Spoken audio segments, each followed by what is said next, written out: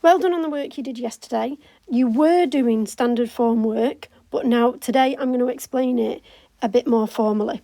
So the first thing that I want to show you is what standard form actually is. So standard form is used usually to show really, really big numbers and really, really small numbers. So when I'm talking about a really, really big number, I'm talking about things like the distance of the Earth from the Sun, the length of the equator all around the Earth, the distance of Pluto from the Earth. These are really, really big distances. And to give you an example, let's take something you should have heard of in science, the speed of light. The speed of light is 300 million metres per second. And instead of having to say 300 million and all those numbers, we use standard form. And standard form, the way it's written, is this first number, which I'm going to call A, has to be between 1 and 10. It is allowed to be 1. It is not allowed to be 10, but it is allowed to be 1. Then you will always multiply by 10 to a power. And all it is a sum. It's just a standard way of writing a really, really big number or a really, really small number. Now, to say the number, it's quite similar, 300 million, 3 times 10 to the 8. But to write the number, 3 times 10 to the power of 8 is much quicker to write. And when you're doing calculations, it just saves you taking your time writing everything down. So it's really, really useful, especially in science. So, just to recap, the first number in standard form has to be between 1 and 10. It can be 1, but not 10. Then it's always times 10, and then there'll always be a power. There has to be a power. That power can be 1, it can be 0, it can be 5, it can be negative powers as well, and that was important yesterday. Can you remember what we said about negative powers? With negative powers, you will be dividing, not multiplying. Okay, but it's still by 10. Let me give you a few examples. Okay, so let's try some numbers. Let's say we have got 7,200,000. How would we write this in standard form?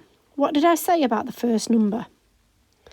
The first number in standard form has to be between 1 and 10. So I can't use 720. I can't use 72. And I can't use 0.72. I have to use 7.2. So the first thing you're thinking about is, what is the number between 1 and 10 that I have to use?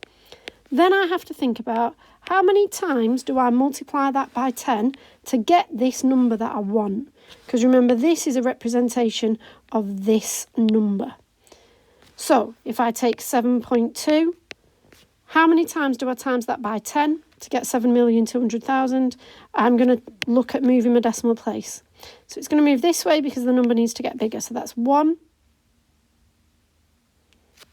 Hang on. I'm going to do it on this number at the top instead. So there's the decimal. Okay, and I'm going to do 1, 2, 3, 4, 5, 6. So it's 10 to the power of 6.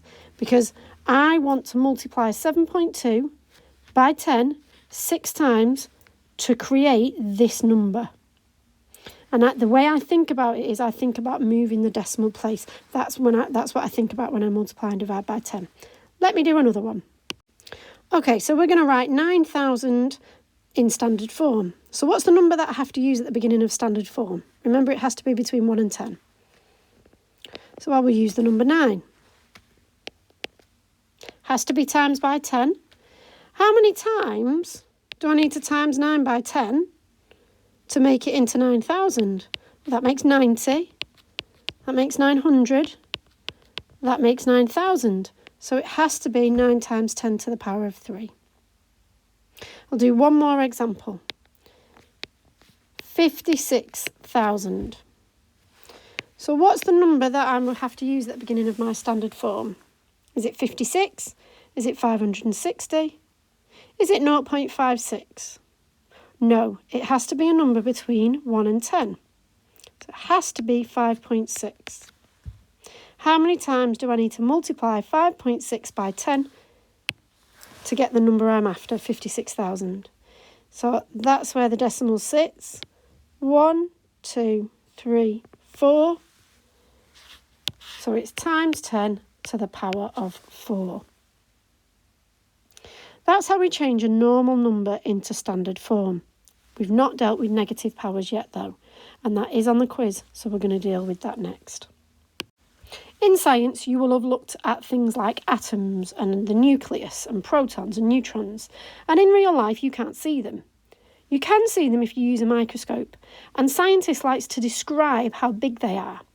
But they are so small that the numbers they use to describe them are tiny, like 0.00076, for instance.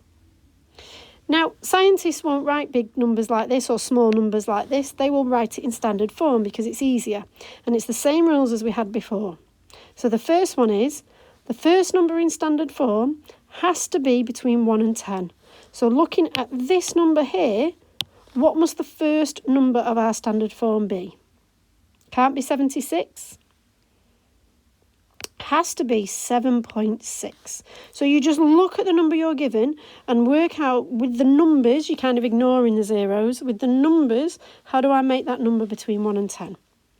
Then I'm going to multiply by 10. Now the problem is, I don't want to multiply 7.6 by 10 because that would make 76 or 760. I actually want to divide, and that's how I know the power will be negative, because I want to do 7.6, but I want to divide by 10. I'm going to do it in the number. So I've put the decimal there, and I want it to move all the way to here. So I'm going to divide by 10 once, twice, 3, 4, 5 times. So because I've divided, it's negative, and I've divided by 10 5 times. So 7.6 divided by 10 5 times will get me this number that I'm looking for. Let's try another example. Look at this number. If I'm writing in standard form, I need to use something between 1 and 10, so what would I use? Use the number 3.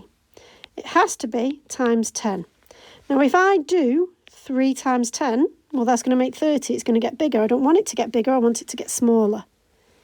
So it has to be a negative power because I've got to be dividing. So I'm going to take my number. Now, in the number 3, the decimal sits after the 3. We don't say 3.0, but in the number 3, the decimal sits afterwards. So I need that to move 1, 2, 3, 4 places. So it has to be to the power of negative 4. Remember, the power is negative because I'm actually dividing. And remember, even though I've got this arrow going this way, what I'm doing is I'm saying, does this sum give me this answer? This is just a sum. And if I do that sum, 3 times 10 to the negative 4, which means 3 divided by 10 4 times, does it get me this answer? Let's try another one. 0.0000825. Okay, so the first step is, what number do I use to show my standard form? 82.5? 825? No, that number has to be between 1 and 10. So it would be 8.25. Just make sure the number in your number becomes between 1 and 10. Now I've got to times by 10, but the problem is if I multiply 8.25 by 10, it makes it bigger. I don't want it to get bigger. I want it to be nice and small like this number. So I know I've got to have a negative power. Now I think about where I've placed my decimal. I've placed it after the 8. And I think about where I want to move it to. I want to move it 1, 2, 3, 4, 5, 6 places. I want to divide by 10 6 times. You might need to watch this video again. This clip today is quite difficult. I'm going to ask just for 60% just to see how you can go on this one. It is quite difficult. It is grade 5 work. So if you're not sure, watch my video again, or also watch Hegarty's video again. I would like you to go now and do Hegarty Maths clip 122. It's exactly the type of thing we've done in the video. Make sure you've got some notes. Watch my video or Hegarty's again. And when you've done, I hope you have a nice weekend. Hopefully see you soon.